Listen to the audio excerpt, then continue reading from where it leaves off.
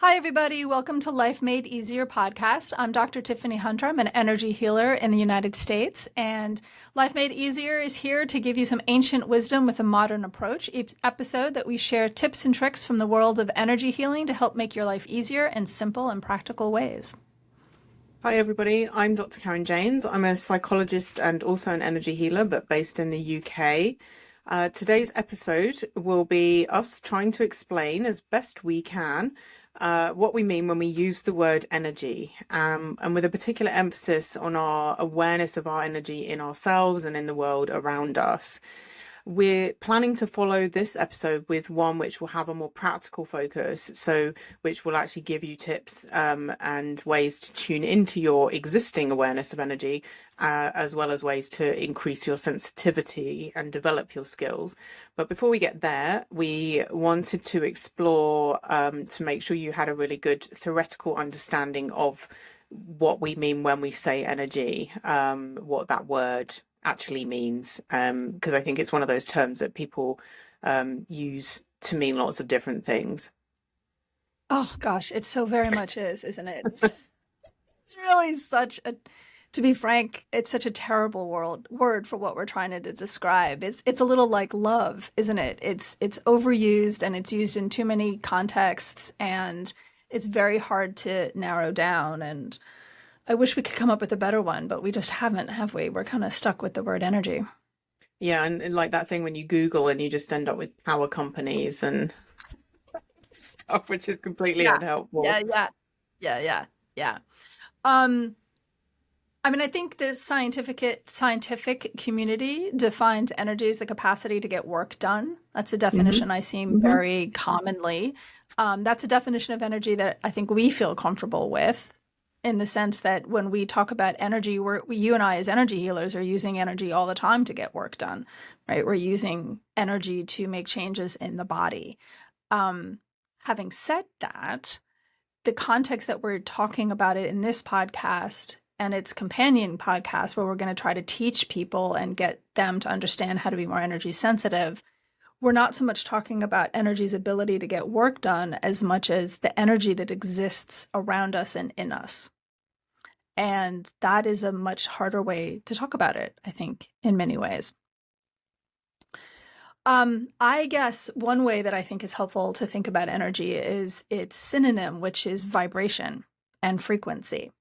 So we talk about the frequency of something, the vibration of something, the energy of something. And if I can take you all back to your early schoolhood days, when those of you that took physics may remember, we talked about if you have light as a frequency, and depending on whether or not you dial up or dial down will depend if you get the color red light or green light or blue light. Um, Equally, if you think about it on a radio, if you're dialing up and down, the different stations will depend which radio station that you're picking up. And I think energy is very similar to that. Ultimately, energy is energy, and a subsection of that energy is measurable, and a much larger section of that is immeasurable. And that line between the two has moved pretty dramatically over the years. You know, the energy frequencies that we're now able to measure are significantly broader and more sensitive than they were 50 years ago, let alone 100 years ago. But ultimately, if everything is energy, it's all on the same continuum. And just like that radio station, if I dial up or I dial down will depend which energy frequency, which vibration we're talking about. So maybe I'm in the light spectrum, or maybe I'm in X-ray, or maybe I'm in electromagnetic, or maybe I'm in Qi, maybe I'm in Reiki. Now, obviously, Qi and Reiki and the energy frequencies that we tend to use in healing contexts are on the side of not measurable, although people have made some inroads into that in the last 20, 30 years. And then on the other side, where you get electromagnetic and gravity and sunlight, you're in the measurable spectrum of energy. And again, if I was to fast forward us 100 years, that line between the two is going to start moving quite significantly to broader and broader, till eventually we'll be able to talk about the volume of energy coming out with Reiki, the same way that we can talk about sound and things like that. You make me think about, I think just about the only thing I can remember from my school physics is there was this demonstration that my teacher did about kinetic energy. So, kinetic energy is the movement of molecules within substances, if you like. And I remember them literally getting a tray and putting a load of balls in it and shaking it around. And the Mm. reason why I think that's useful in this context is that we can think of physical objects, so like hard, solid physical objects. The chair you're sitting on, the ground underneath you, has very slow moving molecules. So I guess that's low kinetic energy. I'm not a physicist, and my apologies to any physicists listening to this. But and then liquid has faster moving molecules, so it's a slightly less solid, less tangible substance. And then gas has even faster moving molecules. And I'd be really, really curious to know now how they're teaching that in schools. Like, is there now another step on from that, which is what I think we would think of as this energy around us? Gases we can't usually perceive in a very tangible way. They add a smell to the gas we use for cooking so that we can detect it. But otherwise, we know it's there. We trust that it works. It can be measured, and it, ignites flames that we can then use for heating or cooking or whatever. But the next step on from that is that, like, an even faster moving molecules, and something that physically is even less tangible, that, as you say, they are beginning to, scientists are beginning to be able to start measuring a little bit now. Hmm. Yeah, I But I want to think that, jump on the apology bandwagon. go for it. Well, I just, I think, as you say, neither one of us are hard scientists in that way. We've both done doctorates that have included a research component, but that has all been more soft science, social sciences oriented than hard sciences. And I see many people in our field jumping on sort of the quantum physics bandwagon, and I know I have some of those people that actually are hard scientists in my life, and I see them hanging their heads in their hand every once in a while when they hear people talk. And I suspect that they might be doing that when they hear me say things like the volume of energy, and just, we are not trying to make those claims. We're really not. It is unfortunate that there's not a better way to talk about this, and so apologies ahead of time for butchering some of the science. We're going to do the best that we can with it to use language and examples to bring forward what you're going to hear us say is actually something most, if not all of you, are already experiencing, and trying to just bring that to light. Yeah. Yeah, and I mean, we've talked so much about this over the years, but how do we help people become more aware of their energy? And in a weird kind of way, although we think of this energy as in some way being less tangible than more physical things, people most often experience an awareness of energy through their physical body. It's through sensations within our body. And I think there's probably a degree to which anybody who has some kind, has a reasonable connection to what's happening in their own body, and not everybody does. And we're going to touch on that a little bit in today's podcast, not a huge amount, but a little bit. But I think probably sometimes what we experience as energy showing up, us having an awareness of energy, is probably misinterpreted as a physical sensation, or dismissed because we don't really know what it is, or sometimes might be confused with emotional sensations, or we broadly speaking find it helpful in our work to think of us as being made up of three main parts, so a physical body, an energy system, and mind. And obviously we have emotions as well that kind of sit within those three. Now, obviously, that is an artificial distinction. We've talked a bit more about this in another podcast, but a good way to start becoming more aware of your own sensitivity to energy, however sensitive you consider yourself to be, is by kind of connecting a bit more in with your body and starting to notice sensations in your body. And Tiffany mentioned Chi and Reiki as being two types of energy, that and both types that as healers we would work with. Chi is probably the most well known, I would say. And it's a very, we can think of these different types of energy as like specific frequencies. So a bit like when Tiffany was talking about color, the like red, green, blue, they're all colors, but they're different. They have a different light frequency and they register in our eyes as different colors that we then learn to label as red or blue or whatever. We have no idea if we're actually seeing the same thing, but we have learned to recognize that frequency we call this. So Chi is probably the most agreed upon, I would think, type of energy, and one that, if you have ever seen an acupuncturist or a shiatsu practitioner, or if you've ever been to a Tai Chi class or a Qigong class, you will quite likely have had some experience of Chi energy running through your body. It's quite what we could think of as quite a physical energy, because it tends to show up with quite a strong physical sensation that, I mean, I don't know if there's any studies on this, but I would guess a majority of people would be able to feel some awareness of if they took a bit of time to kind of tune into it. And because it's quite a physical energy, it probably tends to work a bit better for more physical symptoms than the more emotional end of the spectrum. So you might find more people going to see an acupuncturist with a bad back or something along those lines, rather than necessarily just with anxiety or with feeling, like having low mood or something like that. Probably also just worth mentioning, if you've ever seen the martial artists, smashing bricks and stuff, they are also using Chi to do that. They're using physical energy and strength as well, but they're employing Chi energy to really be able to break through those bricks using, just which normally if you just tried to bash bricks with your hand, you wouldn't be able to do.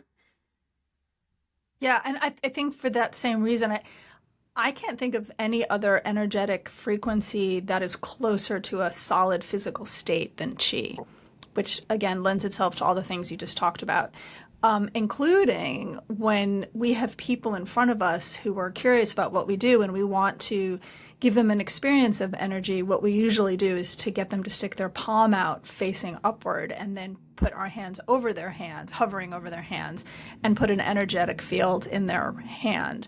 And I haven't asked you this, Karen, but I assume, like me, you usually choose Chi first.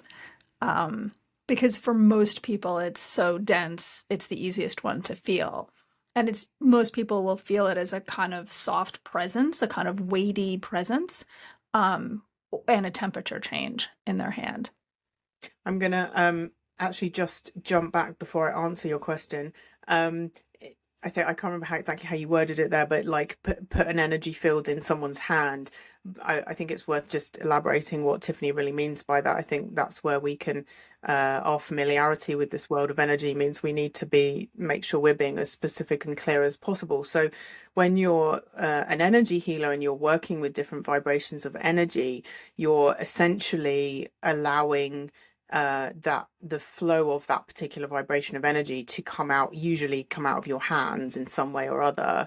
So if someone places their hand palm up and we place our hand above their hand, we can try to, as focused as possible, let that energy flow through our hand so that they can see if they can have a sense of what that feels like coming into their hand. Interestingly, I use Reiki more often than Chi. How come? It's a really good question. I mean, I think my experience of Reiki is that it's also one that tends to be fairly easy for people to feel. I think the most common sensation people will describe, I don't know if you find this as well in your practice, Tiffany, but I think when you're giving Reiki to somebody, warmth would probably be the most common sensation that people would feel. Sometimes Yes. tingling, that's probably the second most common. Reiki always feels like a more diffuse energy to me, whereas Chi is more specific because Chi works a bit more like plumbing. runs down channels that can get blocked, and Reiki kind Hmm. of Well, that's spreads. part of why I choose the chi, because it's Yeah. specific and therefore, yeah, that's interesting. Mm. We can have a whole Yeah. conversation about that another time. Yeah, just along those lines, what I usually find is that people will have trouble. Like, I mean, most people are like, "Oh my gosh, I can feel that," but for the people that are having trouble feel that, what I'll get them to do is to take their second hand and put it in between our hovering hands, Mm. in that space between our hands in a very slow manner. And what they're doing is disrupting the field. And it's really a beautiful and wondrous thing to watch them, then they can feel it. And I think it really speaks to what you and I are going to talk a lot about in these next two podcasts, which is this isn't, unless, except for certain exceptions, this isn't really about feeling energy and more about learning to understand what it is you're feeling. And so they don't feel, it's like a fish in water. If I'm Mm. just creating the energetic field in their palm, they're not really sure. But as soon as they take their other hand and disrupt the field, then they're feeling the differences and the changes. Then they can understand what it is that they're feeling. And that becomes really interesting with when they feel confident about that. And then you count to three, and on three, you change. So change from chi to Reiki, or change from Reiki to sonic. These are other energy frequencies that Karen and I have in common. And to watch that person can feel the changes in their palm and how fascinating that is. I think another really important part about that is how this is natural, and Mm. to a degree, all these frequencies of energy that we have learned to give names to, in the same way that we learn to give names to frequencies of light for color, they all exist in the world around us. So there will be ways that certainly a good chunk of them, without knowing it, we will have had some experience of these energies, at least around us, outside of us. They're part of the natural world. Most of us don't walk outside and kind of suddenly see the sun and go, "Oh, that feels really alien," because we're so used to that being part of our environment. That, I mean, unless you'd been, kind of kept inside your entire life, you're just used to that being. So it's not, most of the time, it's not very noteworthy. You might occasionally think, "Oh, I need to put sunscreen on," or "I need to put a hat on," or "What a beautiful sunset," or something. But it's not, in itself, the fact that the sun exists in the world is not a strange experience for us, because we're used to it. Hmm. It's been part of our world since we were born. And I think the sun is a really good example of how energy has, we've kind of lost, and I think lost rather than never had, our language, our awareness of the some of these energies we're talking about. And if we think of the sun, I mean, there was a time in history where people saw the sun as a very spiritual thing. It was, I mean, it's often associated with particular gods in cultures, and it's this magic thing that rises each day, appears. And now science has a really good understanding. Like, we know that the earth is round, that the sun actually goes round the that's the right way around, isn't it? The sun goes around the earth. um Okay, a okay, lot not better scientists than yeah. that. Sorry, just had a moment there. And there's lots about the sun. We understand that it's a very hot thing that's emitting, light rays. There's all kinds of stuff we understand about it. The way we, each of us as individuals, experience it is going to be slightly different. And for example, speaking as somebody who has virtually no melanin in their skin, my experience of the sun is going to be slightly different to somebody who has a lot of melanin in their skin and doesn't need to be so careful in terms of its potential harmful rays. And so how we feel it, how we tolerate heat, different. Some people love basking in the sun, other people find warmth really difficult. And energy is similar in that, and I hope there will come a time when it becomes once again much more mainstream and much more everyday. But in a way, it is every day. So that's where what Tiffany was saying earlier about trying to kind of help you realize ways that you're already experiencing it. You just may not have considered that to be, had the language or considered that to be what you were experiencing. Hmm. I like what you're talking about. Is a great segue to the closest you and I could get to what we felt was an accurate definition of energy in the context that we're talking about it, which is that it's a subjective quality.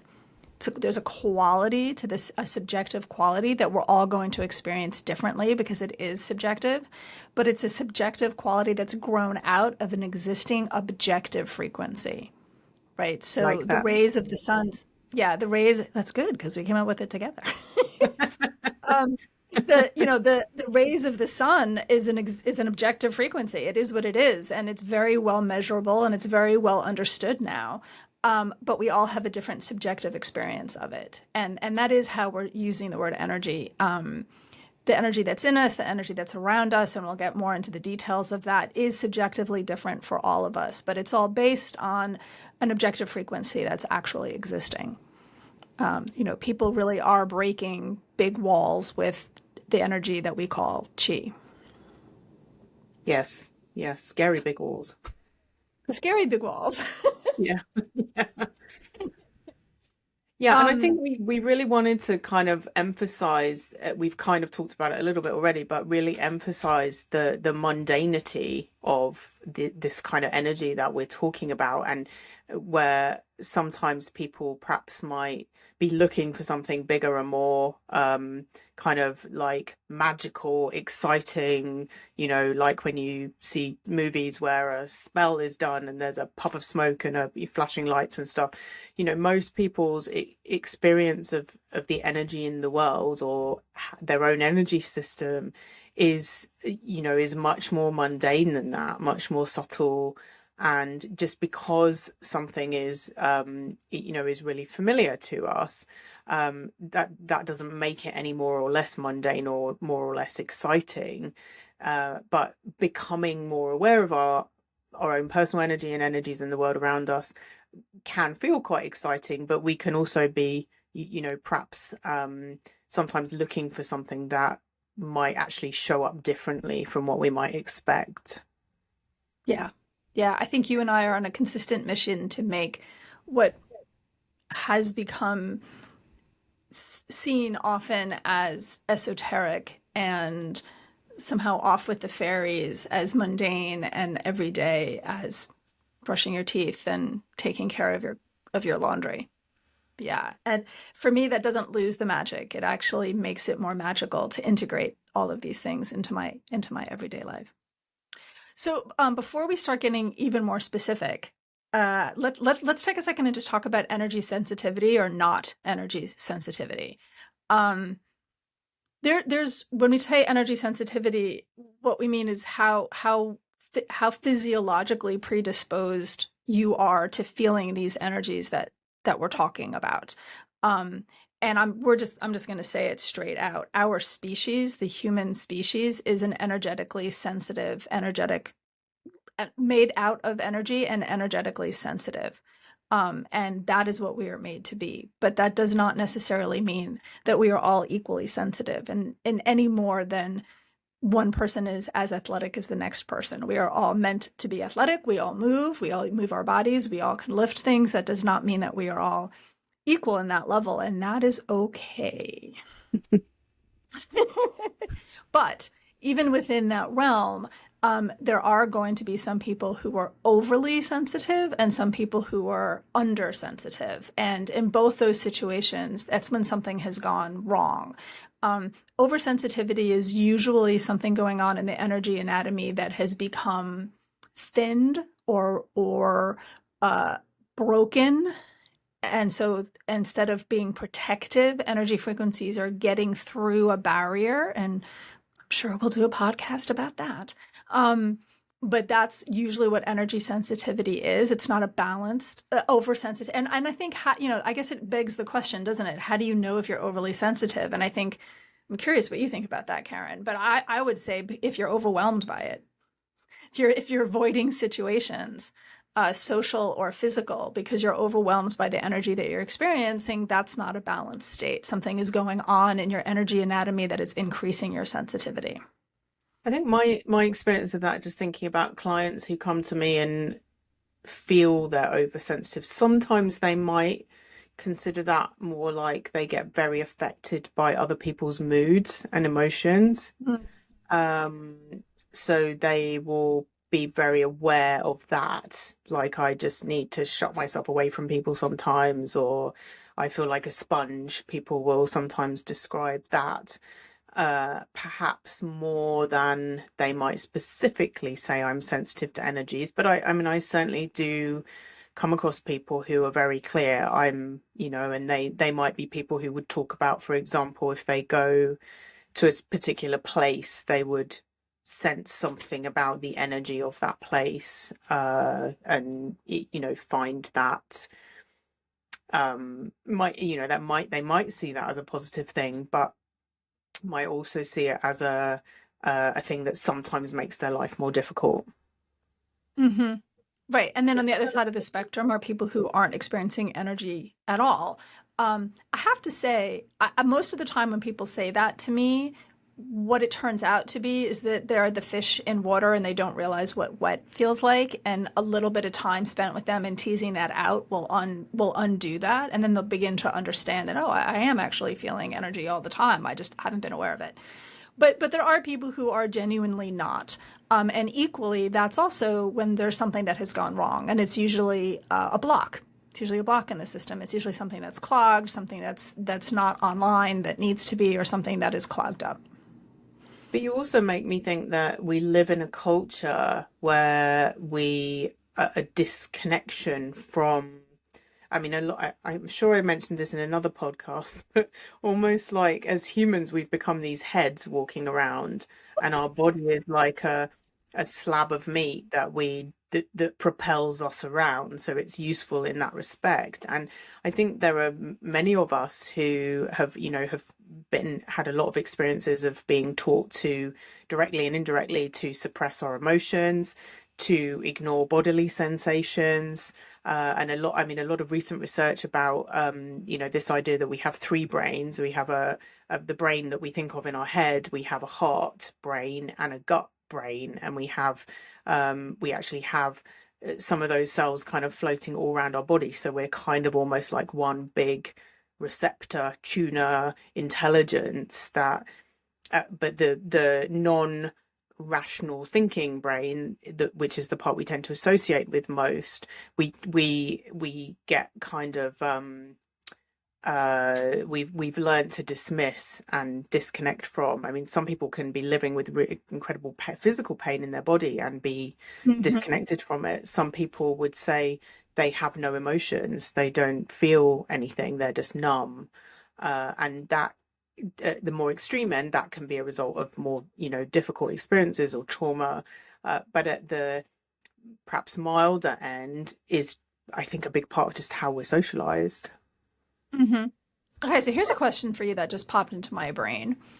Do you agree, because I was just ruminating in my head, that my experience is that people who are overly sensitive have not done that to themselves on the whole? It's usually something that's gone wrong more mechanically in their energy anatomy. Whereas people who are blocked have usually done that to themselves in order to cope with something. Trauma, emotions that are unwelcome. It's not So it's kind of more of a usually protective strategy more of a to cope with protective the world. feature. Yeah. Yes. Oh, And yeah. my question to you is that been your experience too? Mm. Although, as I'm now saying this out loud, I can think of an example of energetic blocks from surgery. Hmm. I've seen it happen during surgery where things have had to shut down. Um, Yeah, I think on the whole that would, my experience would match. Yeah. yeah. And I think it shows up in other areas of the people's lives, right? Like if people are having trouble feeling energy, they're probably having trouble feeling their emotions, Hmm. right? Because we are an overlapping Venn diagram. We are. right? If you're overly sensitive to energy, you're probably having trouble regulating your emotions. Hmm. Yeah. Yeah. And I think it does, it's like a missing piece of how we understand ourselves. Both Tiffany and I teach Reiki as part of the work we do. And we often talk about Reiki as being a really important but frequently missed part of self-care. So most of us have probably, certainly people listening to this podcast, will have had some instruction growing up about how to at least take reasonable care of their physical body. You know, we get taught how to brush our teeth and that we need to wash ourselves and that kind of stuff. We need to keep ourselves warm. We need to eat food. But we don't have generally any conversation, even that there is an energy part of us that might also need some care, and at risk of veering into a completely different topic here. I think it just is making me mindful of how important a part of our lives this is, but one that's been very sidelined. So I think also we're in agreement, she says with a question mark, that if you are listening to this and you feel like you are somebody who falls into the category of overly or under sensitive, it's likely that that's not something you can fix yourself. I think the vast Yes. majority of people you're gonna need, if you could have fixed it, you would have fixed it, right? Kind of, this is one of those times when people need to be able to evaluate when you can put a band-aid on the cut in the kitchen that you just got while you were chopping vegetables, or if you need to go get a stitch at the urgent care, right? You need to be able to evaluate that. And if you're over or underly sensitive and haven't been able to fix it yet, it's likely that you need the expertise of somebody who knows more about energy anatomy than you do and can help you from the outside the system. Yeah, and I think that's really important because I would love for people to come away from this episode or any of our podcasts and feel that if there's aspects of what we're talking about that they're kind of struggling with, that that's not in my experience, it's not a personal failure. It's not the fact that you're listening to this podcast would say to me, you're somebody who's really working quite hard to learn and understand things. So if you do feel like there are things that you're like, I'm not really getting this. It may be that some more one-to-one, that's kind of a bit beyond the possibilities of how a podcast can help. And it's okay to say, do you know what, maybe this is really interesting to me, maybe I do need some more help with this. Mm-hmm. Mm-hmm. Okay, so this podcast is all about the theory of energy. What do we mean by energy? What do specifically Karen and I mean about energy? Um, and we keep touching on different areas of the world, but I feel like it might be helpful to just explicitly list them, right? So you've been hearing us talk about the energy that we use in healing, right? Reiki is an energetic healing vibration that we used. I used the word sonic earlier. That's another description. It's also a healing energy that has a much higher and faster frequency than Reiki does. We tend to use it for healing scar tissue and things like that. Chi is another healing vibration. It's also very action oriented. Chi is the perfect example of energy defined as potential work because there's so much that Chi can get done, and including the very useful technique of breaking bricks.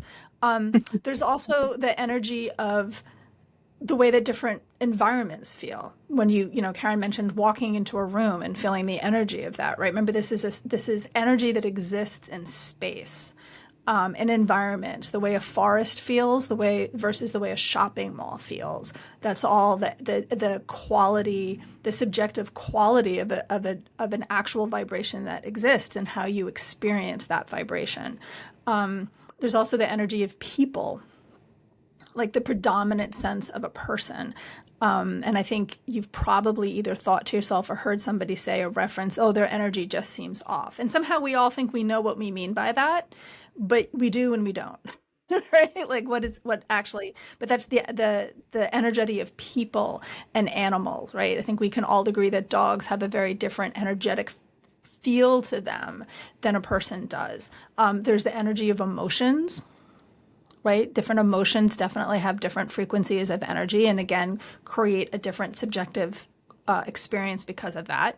And then there's the energy of our energy anatomy, right? The chakra, the aura, the meridian lines. Each of those things are made up of energy and have, again, a subjective experience. You make me think that I think that's the a comprehensive list. yeah, I can't think of anything else, but or thoughts as well. I don't think you mentioned There thoughts. you go. Thoughts have Mm-hmm. an energy, and I mean that's something that has actually been researched a bit, like the power of thinking, and that our thoughts do in some way transmit a kind of an energy of themselves. But one thing that I think it's just, you kind of said this, but I think it's worth kind of saying a bit more explicitly, is that there is a kind of a feel of energy that is would mark out a human as being different to a dog, as being different to a fish or a snake, for example. Mm-hmm. But within that there is also some variation. So one dog might feel closer to another dog than to a human or to a fish, but not all dogs feel exactly the same. So there's a kind of a, or you know, different forests feel don't all feel exactly the same. They probably feel more like each other than they do compared to a shopping. I can't say shopping mall because that's American. A shopping center. The high street. Then the high Yeah, street. an area with shops in. Um, so you know that, but a forest is going to feel more like another forest than somewhere with shops. But that doesn't mean that all forests feel exactly the same. Yes. And you may Yes. have, you know, I think ways that you can begin to become more aware, which we will talk more about next time. But you know, if you think about places you go in your life, you may have favorites and you may not really know why. I really like that beach more than that beach. And that, you know, could be for very practical reasons because that one tends to be quieter or whatever. But you may not always be able to explain it in purely physical terms because just the energy of the place is different. Yeah. So hopefully we've given you a pretty good overview of what we mean when we say and use the word energy. And honestly, if anybody can come up with a better name, please let us know. It's so overly used, and it's used to stretch over it's too thinly stretched over too many topics. But hopefully this makes sense how we mean it and the context that we mean it. And hopefully we've given you a sense that as a human, unless there's something going on with you that is fixable, most likely fixable, unless there's something going on with you, you are experiencing energy in those contexts that we listed already. And in the next podcast, we're going to try to give you some suggestions and directions on how you can increase that sensitivity to understand what you're feeling and why you're feeling it, and to get more sensitive and increase your awareness of it. Yeah, and I wonder if it might just be, just before we wrap up, it might just be worth more explicitly stating some of the reasons why you might be struggling to feel energy. That, you know, some would fall into those categories that Tiffany's talked about that you might need some help with, and you know, trauma and pain or other things that may have happened to you might mean there's something that needs help with your energy system to help you with that. But there will be people in your lives probably that just don't really want to feel energy, don't really want to feel more aware of the energy in the world, and are quite happy with that. And in a way, I don't know that that's that much different to some people get really into sports or nutrition Hmm. or, you know, and sometimes we might do that at a time in our lives when we start to have a problem that we think, you know, I need, like I'm having backache, maybe I need to start doing some strengthening stuff to help support my back. And maybe until I had that backache, I didn't really care about it. So I think it's like probably because you're listening to this podcast, you have some interest in learning more about energy, but not everybody does, and that's okay. And there's also ways that it might feel quite scary. It's, you know, it may feel a bit of an unknown or potentially a bit overwhelming. And it's quite hard. We've talked a little bit about the people's sensitivity to emotions and that kind of thing too. And it can be hard to kind of selectively block things out. So if you're in some way struggling with emotional stuff, either in coping with other people's emotions or in your own emotional stuff, it may be that for you right now, being a little bit blocked in terms of your energy awareness might actually be a helpful thing until you can sort out some of that emotional stuff, and then it will be easier to kind of connect in with those other parts of yourself. So I just wanted to be a bit more explicit about some of those things we were saying that might make feeling energy be a bit more difficult. Explicit is good, especially in this world where people, our colleagues, and ourselves sometimes even can be riddled with vagueness and lack of definition. So as explicit as we can get, the better. All right, so let's hopefully we will meet you all on the other side in the next podcast where we can take all this information and start getting practical with it. Thanks, everybody. Great to have you all join us, and we look forward to seeing you for the next episode. Hi, I'm Carol Smith, the producer of the Life Made Easier podcast. We hope today's episode gave you some meaningful tools and takeaways to help make your life feel a little lighter. You've reached the end of this episode, but not the end of the ways that you can support us. Please subscribe to us on your favorite podcast app, follow us on social media, and check out our Patreon for extra content and ways you can go deeper with us. There's also a whole library of episodes waiting for you to help increase your energy intelligence.